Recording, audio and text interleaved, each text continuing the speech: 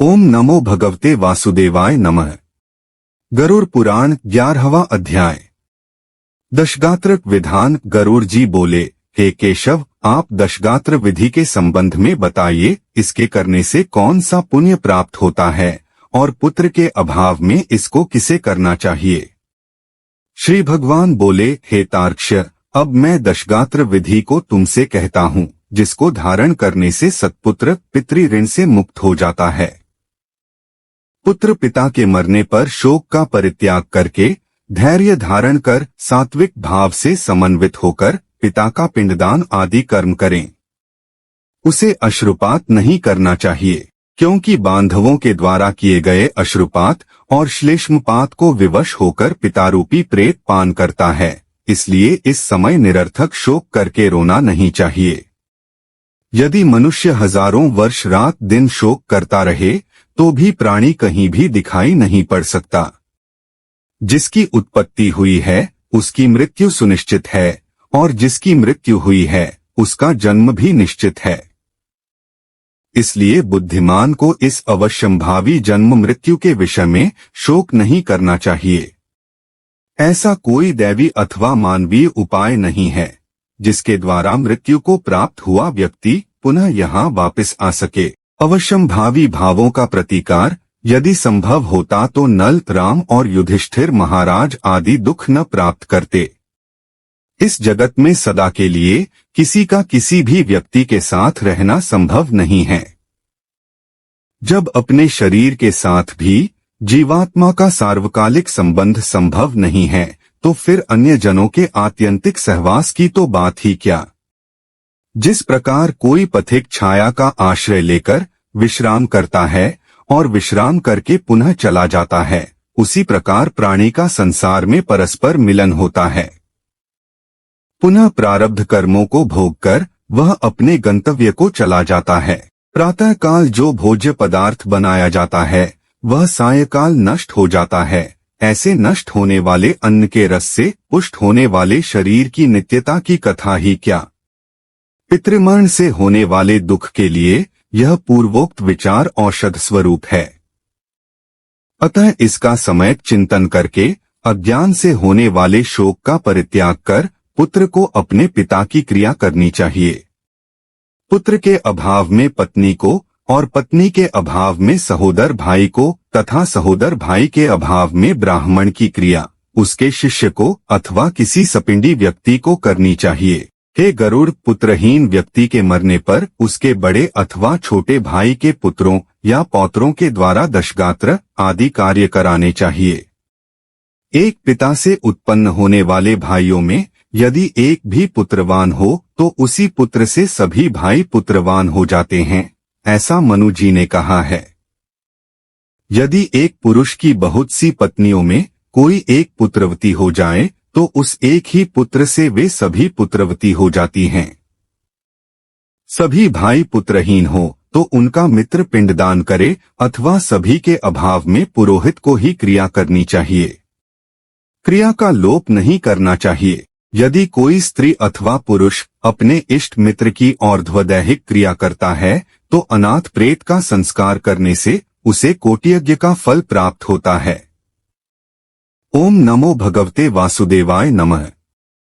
हे खग, पिता का दशगात्रादि कर्म पुत्र को करना चाहिए, किंतु यदि ज्येष्ठ पुत्र की मृत्यु हो जाए तो अति स्नेह होने पर भी पिता उसकी दशगात्रादि क्रिया न करे। बहुत से पुत्रों के रहने पर भी दशगात्र, सपिंडन तथा अन्य षोडश श्राद्ध एक ही पुत्र को करना चाहिए। पैतृक संपत्ति का बंटवारा हो जाने पर भी दशगात्र, सपिंडन और षोडश श्राद्ध एक को ही करना चाहिए, किंतु सांवत्सरिक आदि श्राद्धों को विभक्त पुत्र पृथक पृथक करें। इसलिए ज्येष्ठ पुत्र को एक समय भोजन, भूमि पर शयन तथा ब्रह्मचर्य धारण करके पवित्र होकर भक्ति भाव से दशगात्र और श्राद्ध विधान करने चाहिए। पृथ्वी की 7 बार परिक्रमा करने से जो फल प्राप्त होता है वही फल माता पिता की क्रिया करके पुत्र प्राप्त करता है। दशगात्र से लेकर वार्षिक श्राद्ध पर्यंत पिता की श्राद्ध क्रिया करने वाला पुत्र गया श्राद्ध का फल प्राप्त करता है। कूप, तालाब, बगीचा, तीर्थ अथवा देवालय के प्रांगण में जाकर मध्यम्याम मध्याह्न काल में बिना मंत्र के स्नान करना चाहिए। पवित्र होकर वृक्ष के मूल में दक्षिणाभिमुख होकर वेदी बनाकर उसे गोबर से लीपे।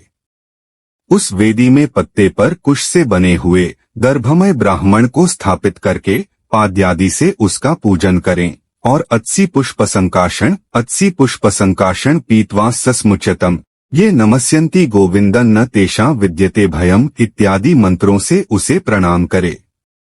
इसके पश्चात उसके आगे पिंड प्रदान करने के लिए कुश का आसन रखकर उसके ऊपर नाम गोत्र का उच्चारण करते हुए पके हुए चावल अथवा जौ की पीठी आटा से बने हुए पिंड को प्रदान करना चाहिए। उशीर खस चंदन और भृंगराज का पुष्प निवेदित करें। धूप दीप नैवेद्य मुखवास तांबूल पान तथा दक्षिणा समर्पित करें। तदंतर काकान्न दूध और जल से परिपूर्ण पात्र तथा वर्धमान वृद्धिक्रम से दी जाने वाली जलांजलि प्रदान करते हुए यह कहे कि अमुक नाम के प्रेत के लिए मेरे द्वारा प्रदत्त यह पिंडादि सामग्री प्राप्त हो। अन्न वस्त्र जल द्रव्य अथवा अन्य जो भी वस्तु प्रेत शब्द का उच्चारण करके मृत प्राणी को दी जाती है उससे उसे अनंत फल प्राप्त होता है, अक्षय तृप्ति प्राप्त होती है। इसलिए प्रथम दिन से लेकर सपिंडीकरण के पूर्व स्त्री और पुरुष दोनों के लिए प्रेत शब्द का उच्चारण करना चाहिए। पहले दिन विधिपूर्वक जिस अन्न का पिंड दिया जाता है उसी अन्न से विधिपूर्वक 9 दिन तक पिंडदान करना चाहिए। 9वें दिन सभी सपिंडीजनों को मृत प्राणी के स्वर्ग की कामना से तैलाभ्यंग करना चाहिए और घर के बाहर स्नान करके दूब एवं लावा लेकर स्त्रियों को आगे करके मृत प्राणी के घर जाकर उससे कहे कि दूर्वा के समान आपके कुल की वृद्धि हो तथा लावा के समान आपका कुल विकसित हो। ऐसा कह करके दूर्वा समन्वित लावा को उसके घर में चारों ओर बिखेर दे। हे खगेश्वर 10वें दिन मांस से पिंडदान करना चाहिए, किंतु कलयुग में मांस से पिंडदान शास्त्रतः निषिद्ध होने के कारण मांस उड़द से पिंडदान करना चाहिए। 10वें दिन क्षौर कर्म और बंधु बांधवों को मुंडन कराना चाहिए। क्रिया करने वाले पुत्र को भी पुनः मुंडन कराना चाहिए। 10 दिन तक एक ब्राह्मण को प्रतिदिन मिष्टान्न भोजन कराना चाहिए और हाथ जोड़कर भगवान विष्णु का ध्यान करके प्रेत की मुक्ति के लिए इस प्रकार प्रार्थना करनी चाहिए। अत्सी के फूल समान कांति वाले पीतवस्त्र धारण करने वाले अच्युत भगवान गोविंद को जो प्रणाम करते हैं उन्हें कोई भय नहीं होता।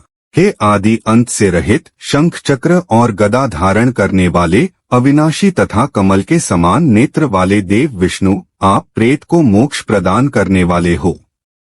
इस प्रकार प्रतिदिन श्राद्ध के अंत में यह प्रार्थना मंत्र पढ़ना चाहिए।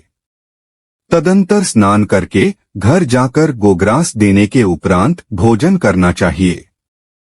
इस प्रकार गरुड़ पुराण के अंतर्गत सारोद्धार में दशगात्र विधि निरूपण नामक 11वां अध्याय पूरा हुआ। ओम नमो भगवते वासुदेवाय नमः। वीडियो अच्छी लगी हो तो प्लीज लाइक एंड शेयर और अगर आप चैनल पे नए हैं तो सब्सक्राइब जरूर कर लें। धन्यवाद।